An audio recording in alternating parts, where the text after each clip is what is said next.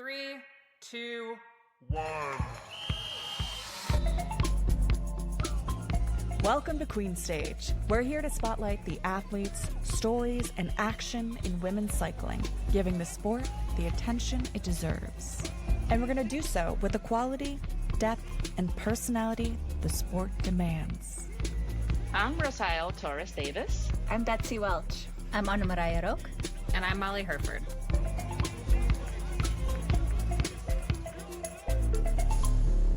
That was quite emotional. I like that finish with Elisa Longoborghini after that very emotional interview she gave this morning before the race. Did you guys hear that?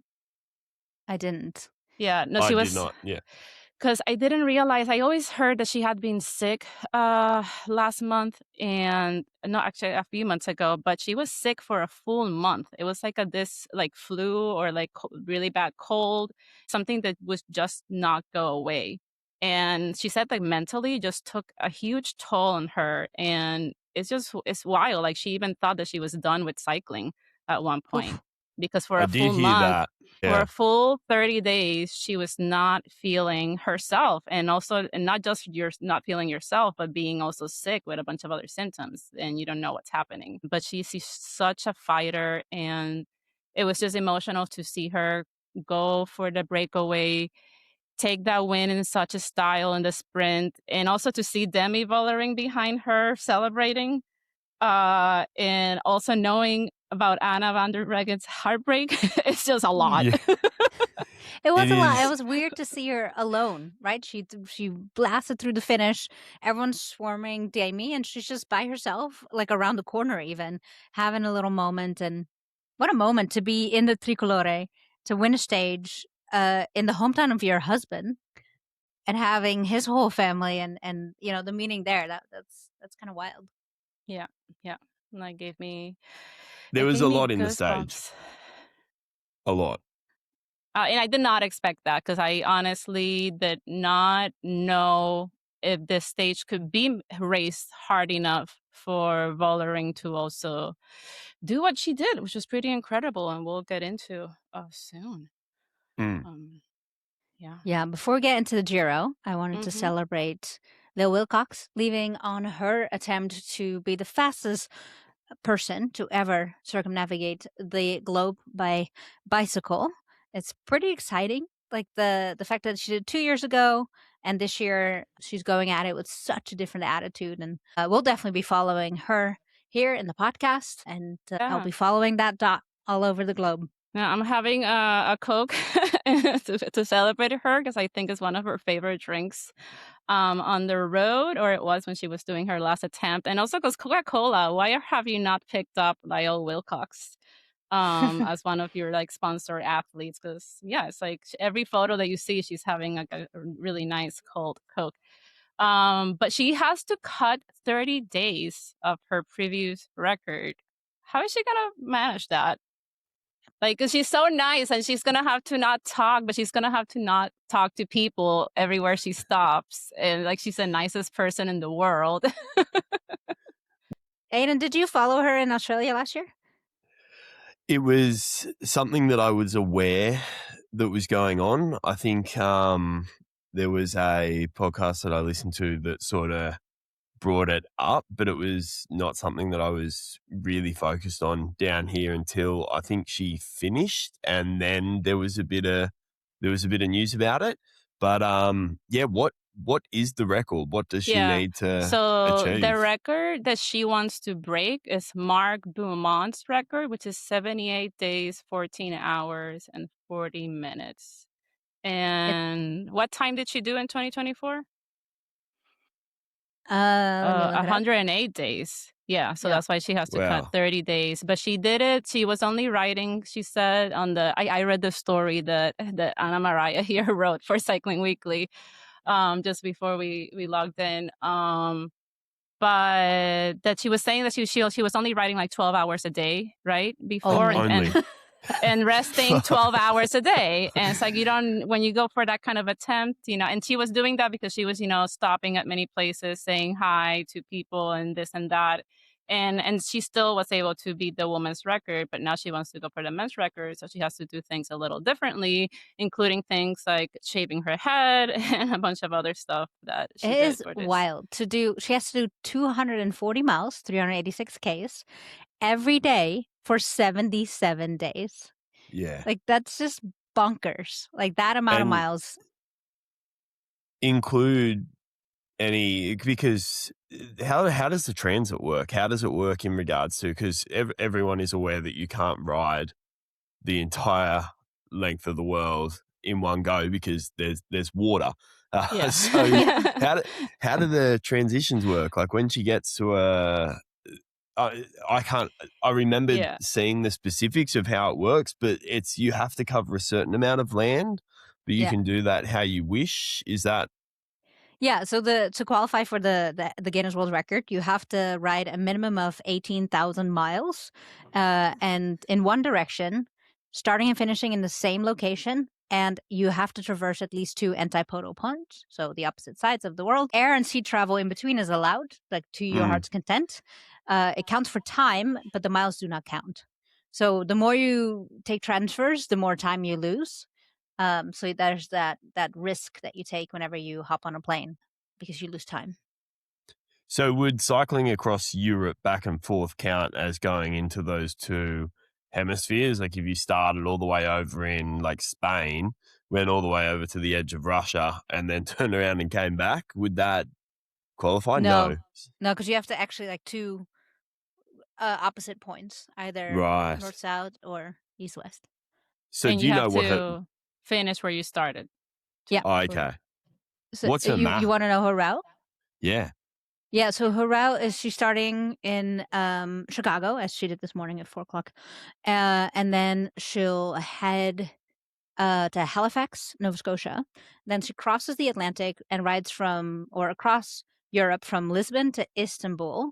Then she'll head east across Kazakhstan and then south through Southeast Asia from Bangkok to Singapore. Then she'll head to your neck of the woods in Australia, where she'll ride from Perth to Brisbane. Then a little bit of New Zealand, and then finally she'll fly back to North America, riding from Anchorage, Alaska, where she's from, to Chicago. So there is a lot of transit in there. Yeah. Like even the choice to go to New Zealand is a flight, and that's not a short flight. So yeah, that's big. Yeah. Yeah, and that's why she has to make up so much time on the ground when she does ride. Yeah. Because time in the air is time lost riding. It is such an incredible endeavor, and what I love about this is that she this time around is doing so out of character for her, which is being serious about this. Yeah, and I know. She went that's into why. the wind tunnel. She's doing a TT position. She's usually an unsupported rider, so she carries her own stuff. This time around, she has a whole crew with her. We're talking people waxing chains and filling her nutrition and doing all that things. It's basically a global time trial effort that she's taking on. Wow. Yeah. No, she's And what's the very interesting. What's the best way to follow it? The best way will be on her social media, that and SRAM. They're going to post something every day. She, Rue, her wife, is with her. She's a professional videographer and photographer and will be documenting every single day, as she did last time, for another full-length feature. Yeah, nice. Oh my God, so excited. So she should be targeting to finish by August 24th. So let's just follow her and support her on this awesome fast There's so much to journey. watch this summer. There's, There's the so World much. Cup, the Yes. tours in France, and then Lael Wilcox riding around the globe. Maybe you should go out and cheer on the side of the road. I will try. Perth to Brisbane goes nowhere near where I am unless she rides through Sydney to get to Brisbane. But I'll check out her route, and 100% if she's coming through anywhere near, I'll get out on the road. I don't know what the rules are, but if she's taking people riding alongside her, I would be more than happy to give her some encouragement and pass some gels. Yeah, people will ride with her. Yeah, Usually, nice. Yeah, for a little Yeah. bit. Well, if she's up to having, you know what, it's a bad idea. I'd slow her down. I'm You can just hopeless ride at the behind her. moment. Yeah, Draft off of her. Draft the person doing 240 Ks a day. Miles, 240 miles a day. Far out. Oh. It's a All nightmare. right, let's Okay. jump in. Let's talk about the Yeah. Giro. Yeah, let's talk about the Let's do Giro. it. All right, this episode is presented by SRAM, a longtime supporter of women's cycling and the technology behind some of the fastest bike in the peloton. SRAM is powering Queen Stage's full Giro d'Italia women coverage, and we are so glad they are because this race deserves more attention. This is Queen Stage. I'm Anna Maria Rook here with Roselle, and our guest host today, Aidan Burgess, host of the Domestique's Hot Seat podcast and a very funny man on social media. Go check him out. Welcome, Aidan. Thank you for joining us. Good morning. It is my pleasure, and it is an absolute honor to be invited into this space. So I really appreciate it, and I'm really excited, and I hope I don't. I doubt you will. We'll just bleep out that word right there. Yeah, sorry. That's all right. Aidan, can you tell us a little bit about yourself, about how you got involved with women's cycling, and what you do? Yeah.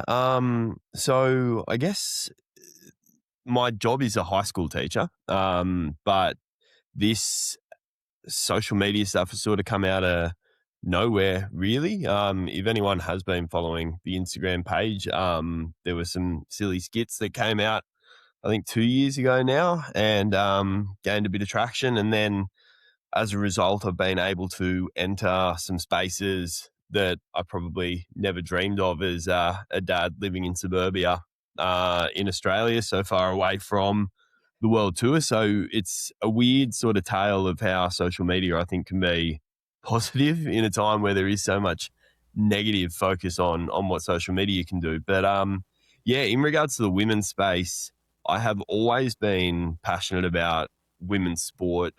The Australian Matildas are probably our greatest success in regards to a foreign import, our football team. And a lot of our football players are killing it. And that was probably my first passion in women's football in Australia. And then I had daughters. So we started going to some of the women's club games in Australia. And then women's cycling started getting easier to watch. And it just seemed like a natural thing to push. It's something that I'm passionate about. I would be lying if I said that a part of it wasn't impacted by having daughters and, conversations with my wife, getting closer to women. You realize how challenging it is at times for women to get the attention that they deserve.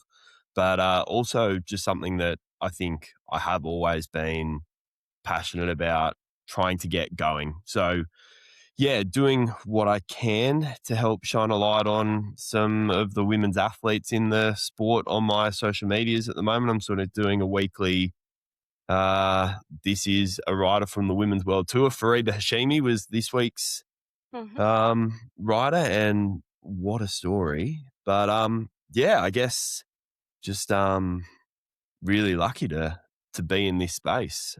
So Great. yeah, I guess that's me. Are you Yeah. you're being a bit more serious about highlighting these female athletes, but please tell me you're not going to stop making, fun of them as well in your little skits. I'm not. The women, it's hard as a male to know. The men's, I feel like, is easy for a male to just go in and make fun of. The women's one I have always approached with a bit more care and caution, just because I don't want to be the guy that accidentally punches down on a woman in sport. But yeah, look, the transition away from the more humor, the more comedy, neither of those are the right way to say it, but the comedy Yeah. stuff is still the goal.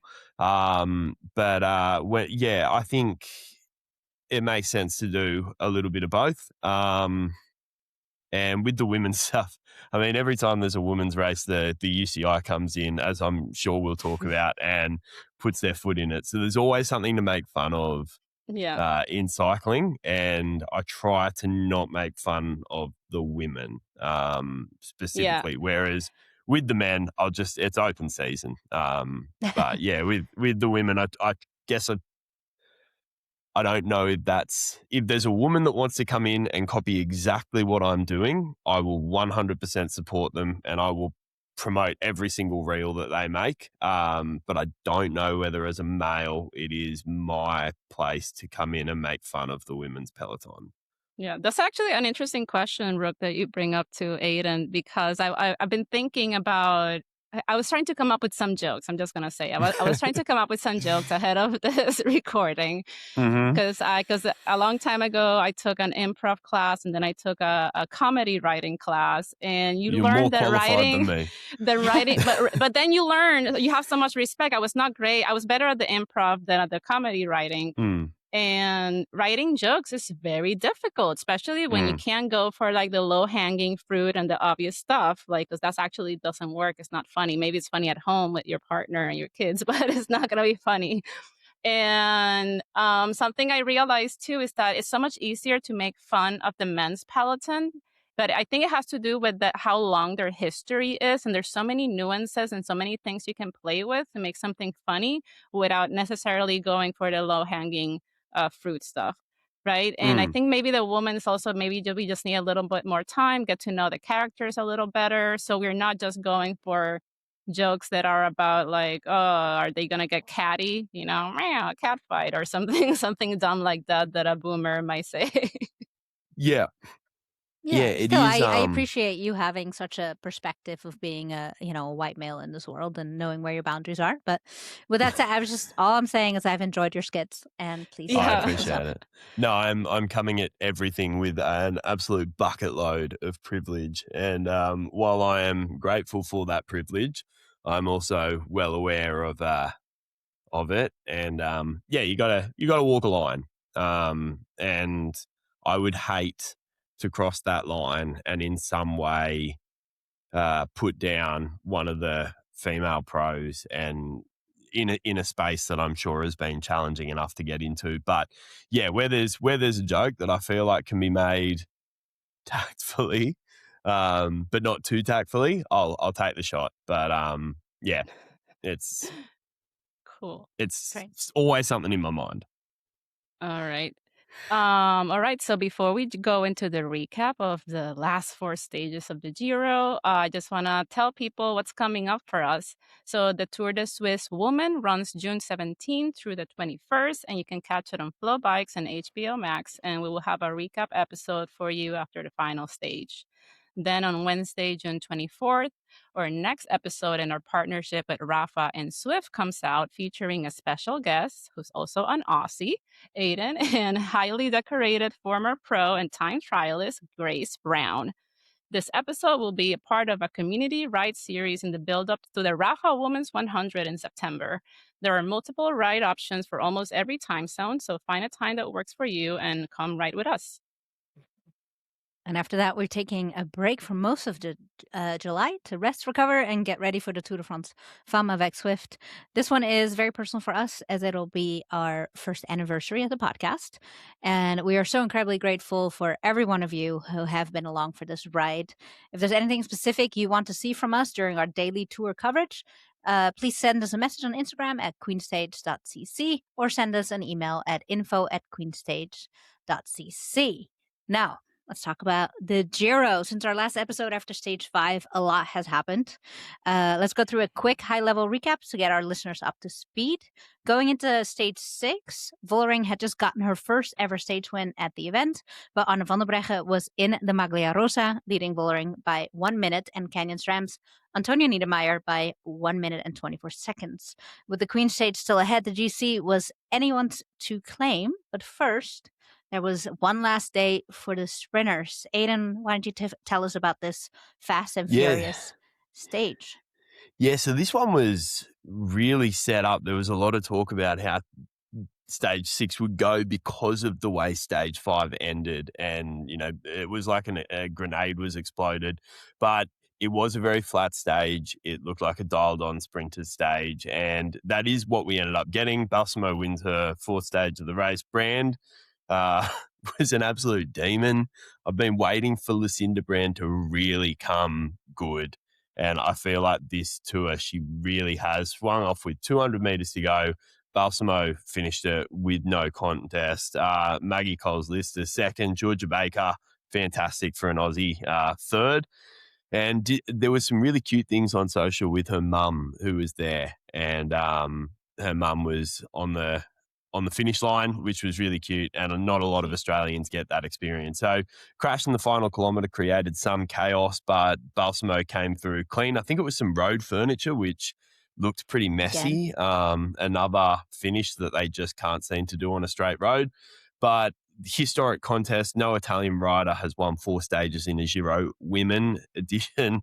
Again, that is really weird to say, isn't it? We were talking about this before, but it feels like it should be a Giro Donne. Since Greta Zocca in 2001, Van der Breggen came in safely with the bunch, Maglia Rosa intact. And the question that I think hangs over this stage is, was this different if Wiebes was here? Does Balsamo grow into this tour? You know, we saw Wiebes beat her by a bike length and a half in the first stage. And then, you know, how much is that a shadow over this? Balsamo is dominant, and there are races where Wiebes does not show up, but this is a race that she did show up to. She was disqualified, and since then, Balsamo has won 4 stages, and it is hard to get away from that shadow that hangs over the sprint stages. 100%. Is she just better? Like, is she the best of the rest when Wiebes is not there? Or has she grown into it? Yeah. Yeah. Could she Yeah, go but I head to think- head with Wiebes on the next stage race being Tour de France film? Yeah. Yeah, I just don't think it's helpful. I doubt that Elisa Balsamo is even thinking about that. Like maybe it comes, you know, it intrudes in every now and then, but like you race with whoever is there, and whoever doesn't show up because they got disqualified, because whether that it was fair or not fair, but somebody's sick. Because like, yeah, ideally you want to race against all the best people in the world, but there's other sprinters that were also not there. But speaking of sprinters, shout out to Maggie Coles-Lyster, who got second place in that sprint, and Georgia Baker, who got third. And Great to Maggie see Coles-Lyster, I can't Maggie. wait to see a Grand Tour win there. So Maggie and I used to race together back in the day, or against each other, I should say. She's Canadian and would come down from Vancouver area and race here in the Pacific Northwest quite a bit. And she just had iliac artery surgery. So it's just kind of her comeback season post surgery, and it's clearly going very well for her. Yeah. Yeah, The definitely. tour in general has been going really well. No result, but human powered health in this tour has been really strong. And yeah, that is something that I haven't seen so much from them until this. This feels like a real statement from them.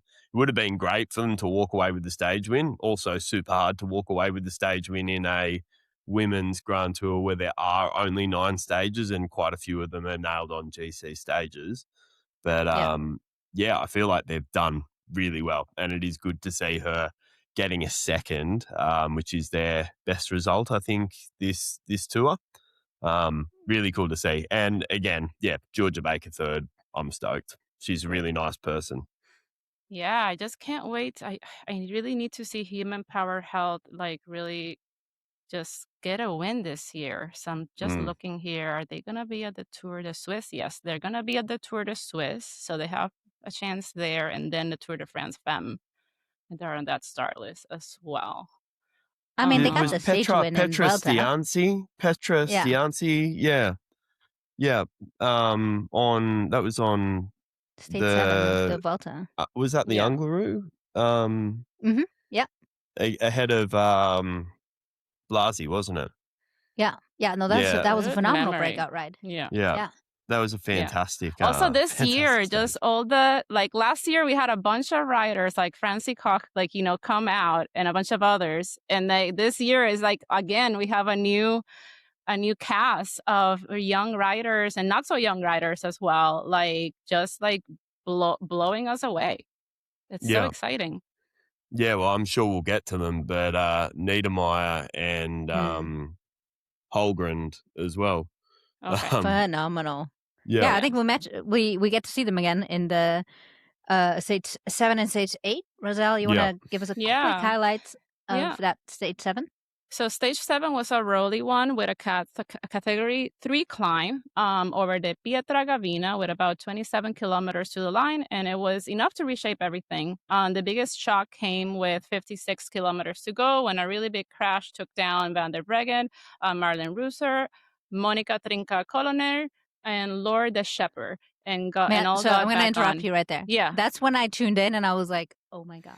Yeah. Like, that was right the moment when I tuned in, and I was really worried for Anne van der Breggen there. She stayed down. Yeah. It was a Yeah. hard fall. It was a really hard fall. She was straight over the bars and onto her, looked like her head, but straight onto her back. Yeah. Yeah. And then so the crash, she didn't say that it affected her much over the weekend, but she was noticeably quieter in her post-race interviews, and she went into stage 8, the Queen stage, up the Colle delle Finestre, with still, the unknown full information of her injuries and how she would be feeling. Then on the descent after Pietra Gavina, FDJ attacked and shattered the front group, and there were gaps everywhere. Okay, somebody help me pronounce her name, because it's Celia Géry. That's what I've seen. The phonetic pronunciation says C, as for the last name says CH. So Celia Géry. Yeah, from FDJ United. She's 20 years old, and she read the descent really well, found a gap, and went for it. She sat on Lucinda Brand's wheel to the final corner and came around her at 200 meters to take the win. This is Géry's first World Tour victory. She won the under 23 the World Championships for the road race. Yeah, I can't say it. Yeah. Last year at 19, and this is her third win of the season. Lucinda Brand just couldn't stop leading people out, unfortunately. I know. Seriously. Also, Lucinda. When was the last time she had a World Tour win, man? But that's not her role here, or in I track, get that, but she's so it's so fun to see her being so great and dominant in cyclocross all winter, be like a super domestique in the World Tour on the road. And it's the kind of person that I would like to, like Victor Campanars. I want to see them win on their own sometime. Yeah, no, she's cool. Time. She's really nice too, really badass. She grew up with nothing but brothers, and that comes out if she's definitely fiercely competitive and likes to play around, and it's fierceless in general. The way she descends and can lead through a pack, she's therefore the perfect lead out woman. She will deliver you, or if you're lucky enough to ride her wheel when she's not on your team, she will still deliver you to the line. Yeah. And a question for the two of you. Knowing what we know now about stages 8 and 9, do you think that in stage 7, some of the DC people messed it up a little bit and they should have been, I don't know, more in the front edge of the race, or just, I don't know, being greedy and getting the breakaway? Because I'm just realizing with women's racing, because it is shorter and it needs to be shorter, it's okay if it's 9 days from now, because after listening to the riders, they're so tired. And, if you want to do longer stage races, you need more infrastructure, etc. But I just wish that they had done something, played it differently in stage 7. Sure, if we'd known that they were going to cut it, they would have played that completely differently. Yeah, or just knowing that things happen and you only, looking what you have left, when are your real chances of, fixing something? But on the flip side, you'd look at stage 7 and you don't see that as the stage to gain time. I think this was pure cyclismo from Persigo and Géry and Longo Borghini to bridge that gap and jump on. It was, I did not see that happening. It showed incredible descending skills from them to be able to get across to the breakaway. I did not expect, once they crested that climb, I thought that was done. Our highlights, our local broadcaster does a 56-minute highlights that I normally watch on the trainer just to make sure I haven't missed anything. They didn't even show the moment that the gap was bridged. All of a sudden they were in the breakaway because the TV cameras weren't looking for it. It just was a complete shock that all of a sudden Longo Borghini was in that front group. And I think a lot of the GC riders kind of felt the same. I think that was a move, and it was really cool to see. But yeah, I don't think any of the GC riders would have gone into this stage saying this is the one where we make time. And also, no one is expecting. I know Vollering was pissed off about stage 8 being cut short.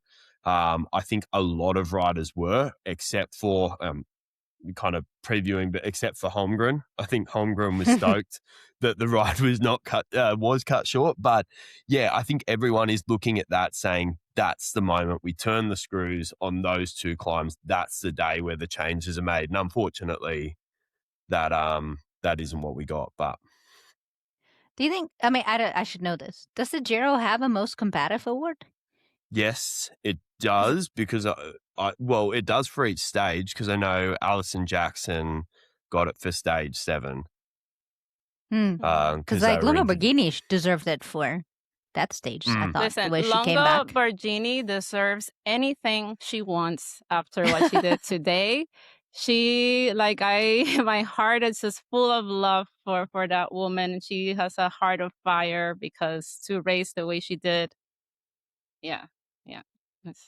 If you saw Alison Jackson trying to cling on to over the last climb on stage 7, her knees were out. She was rocking and rolling. She looked like she was really struggling. She very much deserved it. But yeah, anyway, she looked rough. But yeah, stage 8. Stage 8, because then we can go into stage 9, because my God, there's so much to say about that stage. But stage 8, so that was the Queen stage, the Colle de Fenestre, an iconic climb. And there was so much buzz going into that stage. First, there was the question about Anne van der Breggen and her injuries. Was she going to be okay? I think she was very vague. She's like, oh, I'm stiff, And as you mentioned, she was a little subdued in her comments before the race. And we were all, this is where the race was going to be decided, was on this climb. It's got, it's got some gravel, it's got some steep pitches, it's got everything you would want out of a Queen stage. And then it got shortened. Apparently there was some questionable ice slabs and some avalanche activity happening on the mountain. And so they had to cut it short by about 20 kilometers from the top, which is a significant amount when that's where the fireworks is supposed to be happening. This is also where every rider, and no one more than Demi Vollering, was hoping to make up that significant amount of time. And you need a mount like that to usually, I should preface that given what happened today, you usually need a mount like that in order to make up time. The original plan was they were going to crest the Fenestre, descend, and climb into the Sestiere. Instead, what they got was a kind of thrown together last minute finish on the gravel. It was, from what it looked like, just a simple string across a very narrow section of road. In a way, I loved it, because it kind of threw back to what racing used to be, at least aesthetically. But even the riders didn't know exactly where it was coming, and so you could see them there at this point. As expected, it was a group of the favorites, as we've seen in this race so far. A very familiar quartet of Vollering, Anne van der Breggen, Antonia Niedermeyer, and Isabella Holmgren. They're climbing a mountain. It's twisty-turny, it's gravel, it's moody, and they take a right turn, and all of a sudden, there's the finish. Vollering attacks, hoping to get at least the bonus points, because that was the only really card she had left to play. She wasn't going to be able to drop Anne van der Breggen with so many unknowns, nor her other 2 companions. And so she went for a stage win and therefore gets 10 bonus seconds. But man, what drama. When you don't even know as a rider where the finish is going to be, that messes with your head completely. Especially when your plan was go into the stage, make up a minute, climbing. And instead you're climbing together with a gruppetto of 4 and you're like, is it now? Is it coming? Is it coming? You're just kind of, I feel like you hold back waiting for that punch. Yeah, I don't know. What do you think? Didn't they find out really late into the race? Like the riders themselves found out really late in the race that it had been cut short. It was with 33 kilometers to go, I've got in my notes, is when we found out, and I'd imagine the riders wouldn't have found out much earlier than that. So there was like 5Ks to go in the race, all up the Fenestra. So 5Ks to go up the Fenestra is quite a bit of time to process. Yeah. But yeah, they would have been at the foot of the climb. I'm just imagining that coming through your earpiece, and you're like, wait, what? You have to change your whole strategy, because they basically raced 77 kilometers total, which is 48 miles. It's hard to even call that. I mean, I don't want to say it's not a real race, but it's just, I guess it just left a lot to be desired for fans and the riders themselves, because it got so exciting up that gravel climb, and I just wanted to see more of that. Me, sorry, Aiden, we cut you off. No, the Fenestra, I think it deserved the finish. It was epic going up there. It would have been, like, it seemed like a natural place to finish the stage. It did feel like it was too short. I wasn't upset about that watching it at 1 o'clock in the morning.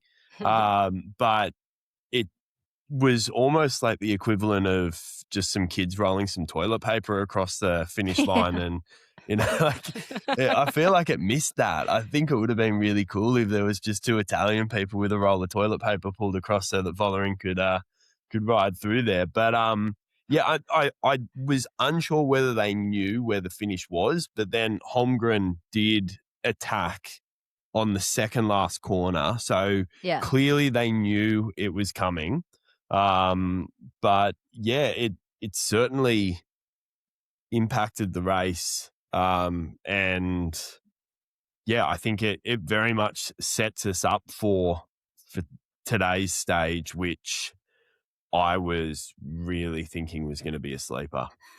I had no idea that the race would come down to a stage like today. That is not usually such a time difference. You don't expect them to make up this much time. And I think personally, and I'll let you get into the stage and all the drama that happened, Aiden, but I think personally it is a point towards why stage races don't always have to finish on epic climbs. This whole stage, the whole GC battle, can be just as exciting without an epic climb. But yeah. No, absolutely. I think you're right. Also, I think it forces them to give it 110%, because Demi Vollering, threw everything but the kitchen sink, and maybe the kitchen sink too. I don't know.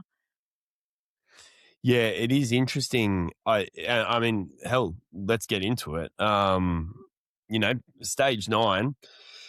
I looked at it on paper and I thought this isn't going to be anything. But clearly the GC riders did not think that, because from the first climb, it was fireworks.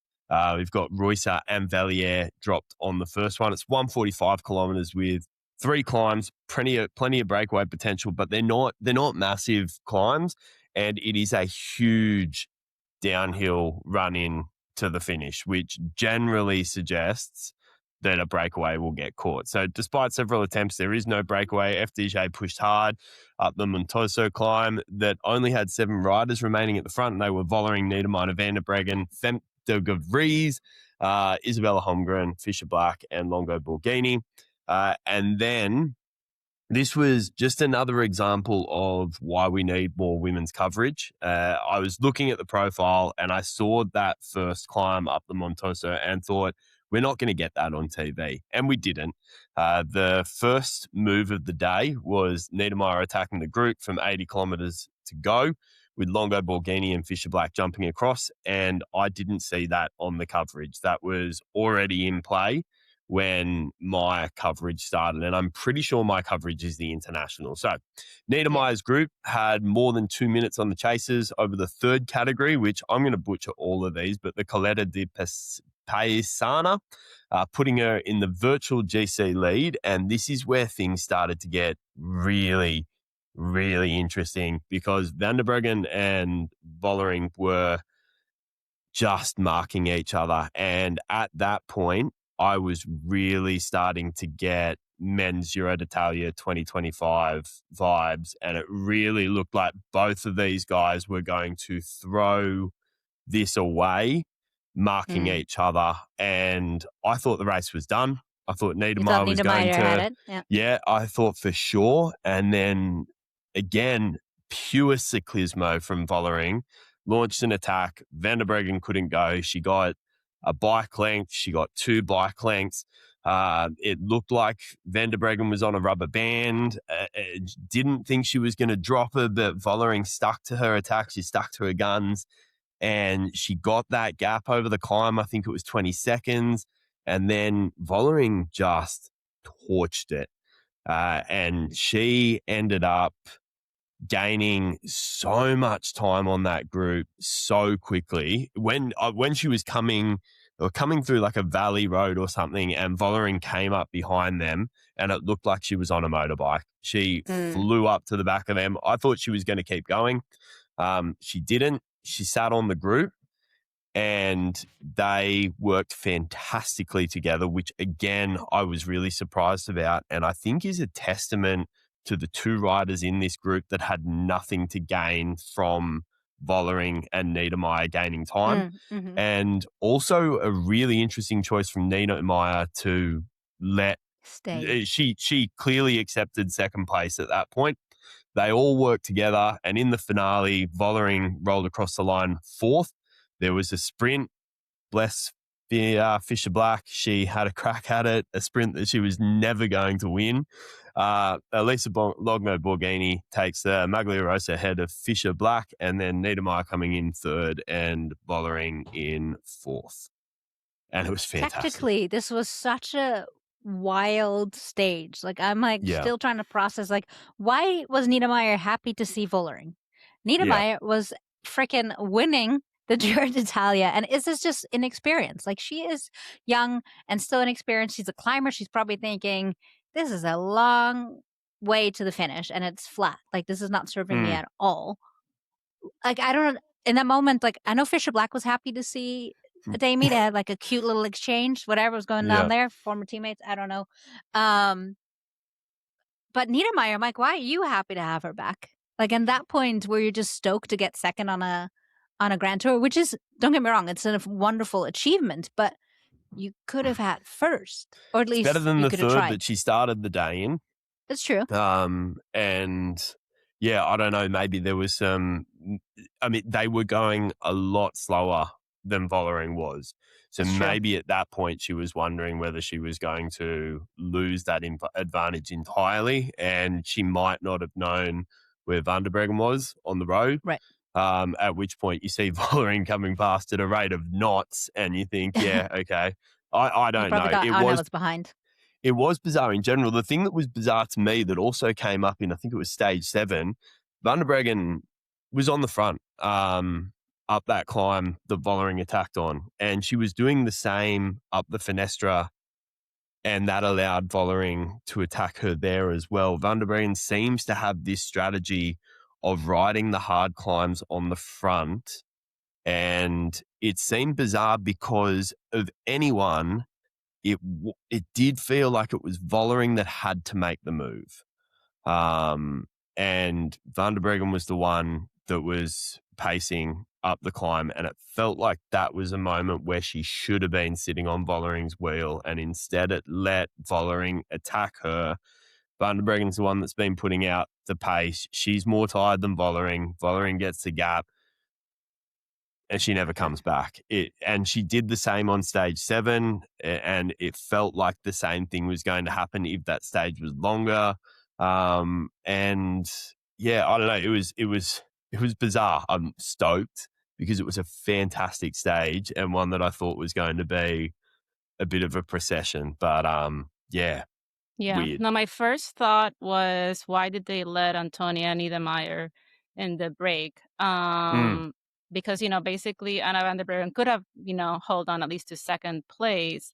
But after listening to her post-race interview, that's really all she could do. Like, she had to pick her battles. And when that break went, she needed to, like, if FDJ was not going to do anything to help reel it back. And it's a case too where you see both teams finishing the tour either with their GC rider working completely by themselves or just with one or two other teammates being able to help, because it's just so it's tiring. I know women's cycling is growing and it's great, but it's growing fast too. And yeah, and it is a bummer also to see Anna van der Breggen will lose another Grand Tour because she lost La Vuelta earlier this year. But it was a great battle. It's the rivalry of the spring. I've really enjoyed this race.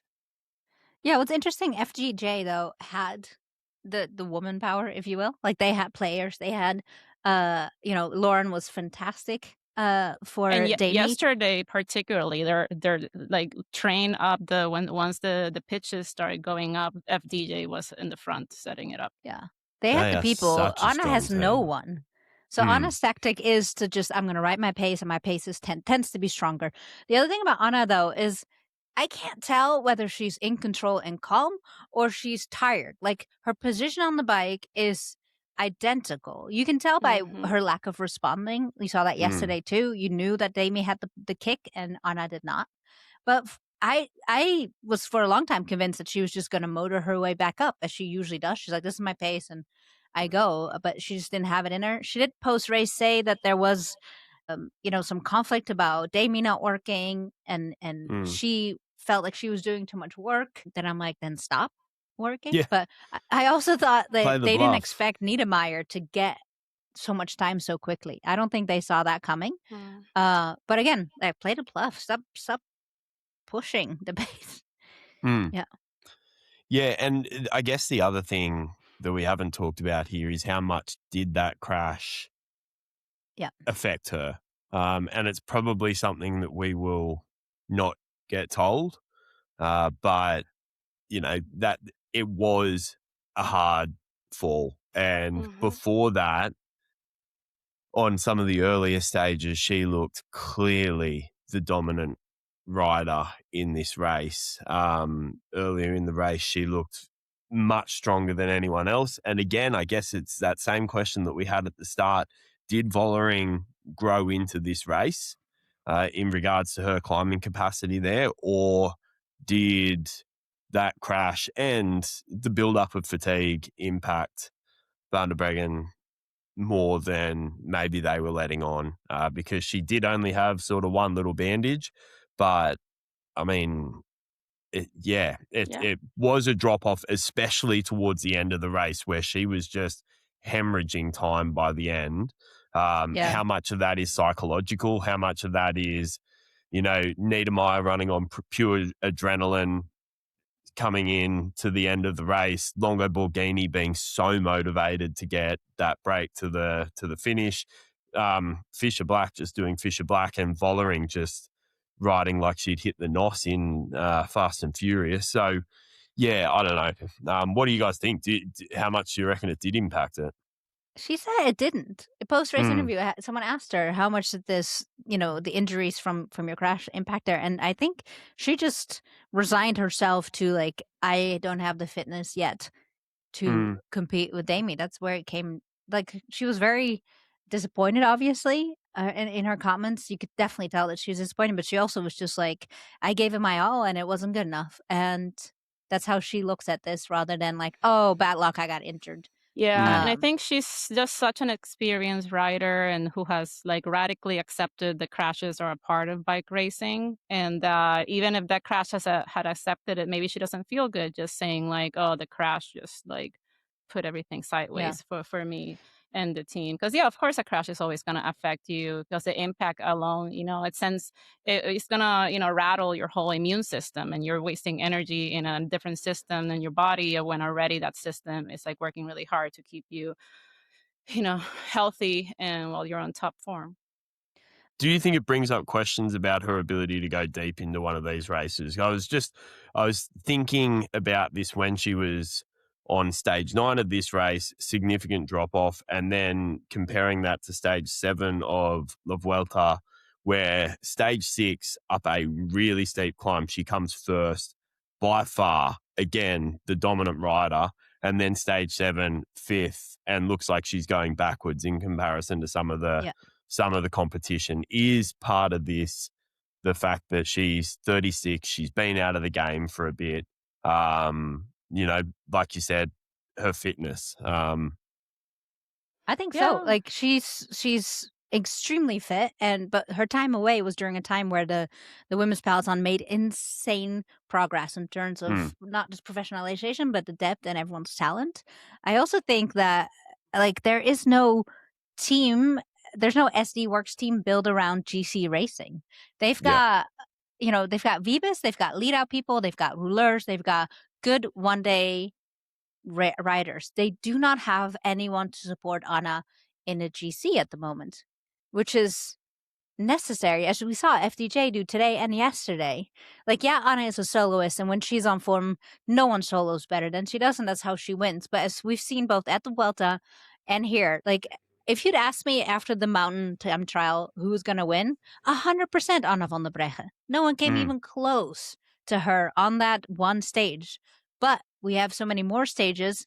No one's there to help her defend the jersey. And that is the game that she was playing. Vollering and her team got to attack and be aggressive. And as she said today, risk losing in order to win. Anna had to be like just so defensive in her riding. Like, oh, is this going to be the successful break? Oh, do I go here? And mentally, that's tasking as well. And so I wonder if they had built a stronger GC team, whether the competition would be slightly closer. Yeah. In addition to your point. There was a moment where I think it was Jury. Was it Vollering, Jury, and Van der Breggen? Vollering had another rider with her, and she attacked, and Van der Breggen marked that attack. And that was a point, they were 2-on-1, and it seemed weird that Van der Breggen even cared about that other attack. You just sit on Vollering's wheel. But again, she was very isolated in comparison to Vollering, who did have a lot of support, because I think the big thing that I'm taking away from this is, as a team, FDJ has come so far. They are by far the dominant team now. It's really cool to see. But yeah, they are now the super team in the Women's World Tour for sure. So what does that mean for the tour? Like, what does SD Works have to do for them to be at all competitive? Like, they usually have this, we get Wiebes in the green or Kopecky, early stage wins. And that's fine if that is their MO. Like, to a certain extent, Visma Lease Bike did that to great effect as well last year. Get Marianne in the green or in the yellow early on, get some stage wins, and then go for the end result. But SD Works has never really operated like that but before. Let's look back a little bit. When Anna was racing before her retirement, was she ever a rider that packed a punch? Because I always saw her as a very just steady, powerful rider, which is why she excels so much in the time trial. So I don't know, like maybe if Rook, if you've seen her race longer, was she ever able to do the accelerations and had the punchiness that Vollering has, and also Vollering has been also working on it really well. Yeah, Vollering definitely is a punchier rider, but Anna certainly can punch and then keep it. And I think what we saw, as you mentioned, Aiden, we saw her early on. She's in control. She's getting the win. She's riding to win rather than riding to defend. And when you become defensive, you no longer have that benefit of attack and go. You're like reacting to everything. And you only have so many matches. And I think today the women's racing has gotten, the peloton is so deep and so experienced. You need a full team with lots of matches in order to defend a jersey. And she didn't have that at her disposal. Yeah. FDJ was almost reckless with their matches. They made some quite silly moves, but again, that shows the depth of FDJ, that they can do that and still have so many people around them. Every single risk taking. Risk taking is what makes racing entertaining for us and creates opportunities when you don't know, like when it's hard to read our race and it's not textbook. Yeah. The thing that I'm taking from this, though, on every selection, on every climb, you've got 4, 5, 6 women coming over all together. The competition is so close.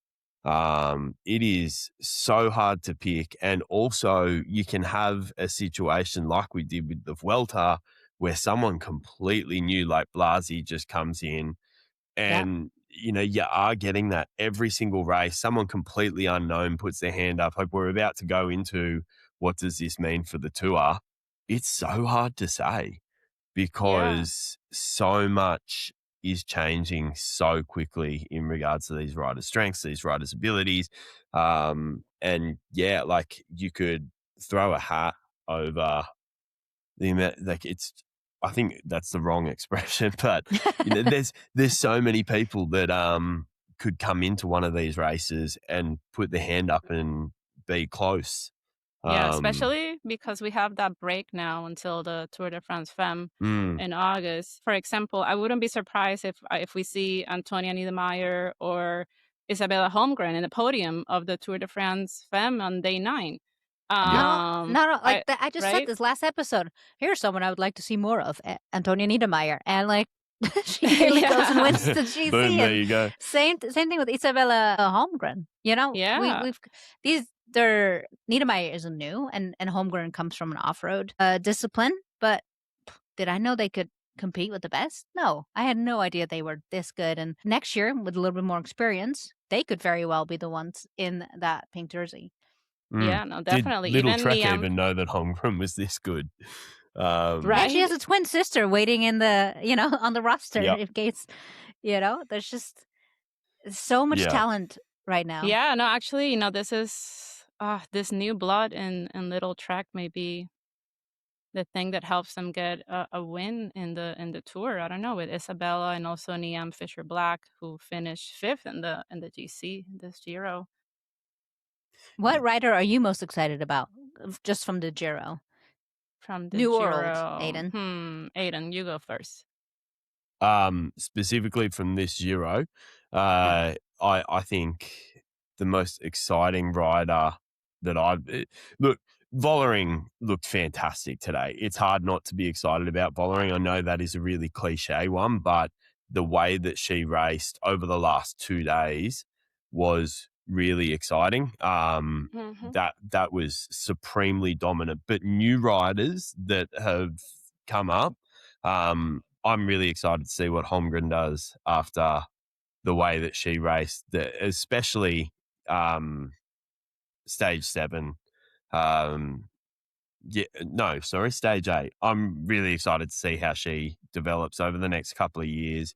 I think Niedermayer is a bit more known from memory. When I checked, she's 23. So, I mean, it's crazy to talk about that being sort of middle age, a bit of a known quantity now. But, with some of these riders coming through that are so young, I'm really excited to see what Bella can do.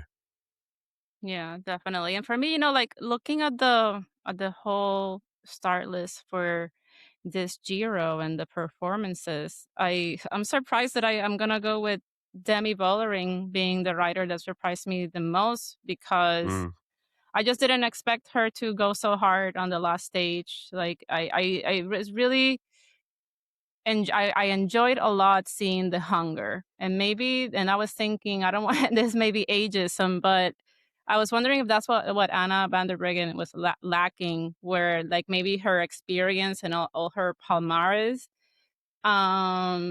take away from that hunger of proving yourself, getting the triple, and the Grand Tours, winning a stage in every Grand Tour and all that stuff, because it just seems like she has done so much of that already. But again, she's only 36. That sounds old, but it's not. It's also not that old. It's my age, so. But she just does have. She has an amazing resume. I'm 39. I a lot of things hurt. I'm not racing up the Finestra tomorrow. Yeah. No, but Damie raced with what you would call panache. Like she raced exactly. With this, yes. This, like this willingness to lose. And that I love seeing that. Like so much of today's racing is so carefully planned out, and like there's these tactics, and too often you see people racing for second, and she threw all caution to the wind. That whole team did, as you mentioned, almost recklessly so. But I enjoyed that. I thought like that was, like, I don't know, Fabian Cancellara would do that kind of stuff. I love seeing just that she just went for it, and she was so willing to lose second place in order to get first place. And yeah, I love seeing that. And a lot of that comes from confidence. Like Demi, if she has struggled with anything in recent years, it's confidence and self-belief. And that's something that the FDJ team and a coach have been working on in they believe in her. So it's time that she believes in herself. And today she was willing to risk it all and put everything on herself and her ability to take that win and take the triple. And it paid dividends big time. I wonder whether it would have been different if Demi was in first, because I think, yes, Vollering played the game amazingly today, and yes, she did race with that panache that you're talking about, but at the same time, the situation that she was in meant that she had to, or she was going to come third. So if Vollering was first and Van der Breggen is second on today's stage, does it look different? And would Vollering take those risks to chase down Niedermeyer if she was first, or would she be the one second-guessing herself like we sort of saw Van der Breggen doing instead? Like Vollering was thrown into a position where Niedermeyer was a virtual GC leader. Van der Breggen was second then, Vollering is third. So if Vollering doesn't do anything, she's third step on the podium. So yes, she is willing to lose it all, but I wonder how much of that is a more calculated risk than if she was first. It's a harder situation to then go and throw it away knowing that you're going to come second as opposed to third. I don't know. It was, I think, the only choice that she had. Like she was always going to attack on that at that spot regardless, because she had to get first as opposed to second. But yeah, it was fantastic. It was so good to watch. And like, how good is women's cycling? It's just every single race this year, starting with Strada Bianca at the start, and even like the Tour Down Under, which I was lucky enough to be at that last stage of the Tour Down Under. Like every single race is just delivering just proper cycling that you just cannot predict. It's so fun to watch. Yeah. And speaking of the Tour Down Under, it's also been a really good predictor of like young riders and how they're going to do in the season ahead, looking at Noemi Ruick, for example. And Blasi was there, was she not? She came second on the last. No, maybe I'm wrong. I'm wrong. But yes, I would love to. Can't wait to see Paula Blasi at the Tour de France. Is she going to be there? Do we know? She has to be. The start lists are not, That was going to take a minute before they it's going to take a she while. Has to be. But it would Unless be she so gets injured. awesome. I mean, according to her Instagram and what I've seen in her stories and how she's training, I would say yes, she's going to be at the Tour. At least she's trying. She's trying to be. But anyway, speaking of the Tour, I really hope we get a stage where Anna and Demi can have the long battle that we missed out a little bit on with the shortened Colle della Finestra, and just like give us a really long climbing stage where they can just go at it hard. Like Mount Ventoux, right? And like we saw last year in those like in the last stage too, which was very surprising. Mont Ventoux stage. It's on a Friday night. We're trying to, it's on a Friday night for us. We're trying to organise a watch party here in Sydney. That stage is going to be fantastic. Yeah, truly. God, having ridden Ventoux, that is a royal, like B with a capital B climb. It just drags. And that is going to be a perfect climb for someone like Anne van der Breggen if she gets to ride her own pace. If she is on the back foot defending, then we're going to maybe see something like we saw today. But yeah, that is going to be a great stage. Oh man, I really wish we had more information on the tour, because I just want to talk more and speculate and see who's going to decrown PFP, Pauline Ferrand-Prévot, but we'll see. Okay, because you're only on this time, Aiden. If you had to be a betting man, who is going to win the tour? Oof. If Paula Blasi goes, I would put money on Paula Blasi. Yeah. She is so unpredictable. She is such an unknown quantity. She had a fantastic classic season, won Amstel Gold out of nowhere, shows up at the Vuelta, stomps the last stage of the Vuelta, just absolutely blows away all of the favourites except for someone who is a pure climber like Petra Stianci. I think is something like 53 kilos or something. Like, she is made to go up hills. And then nothing. And I don't know what she's up to at the moment, but I can only imagine that she is growing. She's only been cycling for 2 or 3 years or something. Like, she is I mean, she was not a at her triathlete, so ceiling. she Yeah. was biking. Yeah, but she's flat. Like, you're going Yeah, along yeah, flat. yeah. Like, she is not at her ceiling. And the growth that she can develop in such a short time. If I was vollering, she is the one that I would be trying to get access to her training peaks. Because I think that's the one I'd be backing in. Interesting. Also, her coach speaks very confidently of her. Like he knows those power numbers so well. and I'm like, maybe we should take her Yeah, that but seriously. to her experience counts. I know So it does. Don't count out experience. Definitely. Good. All right, everybody. Aiden, thank you so much for joining us today. It's been a pleasure having you here. And before we let everybody go, a huge thank you to SRAM for making this episode possible. We genuinely could not do this without them. We'll be back with the Tour de Suisse, which runs June 17th to the 21st. And then on June 24th, we'll have our next Rafa and Swift episode and prep for the Rafa Women's 100. And then we're taking most of July off and prep for the big one, the Tour de France Femme avec Swift.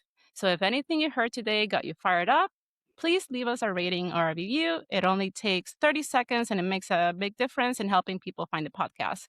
And you can also find us on Instagram at queenstage.cc.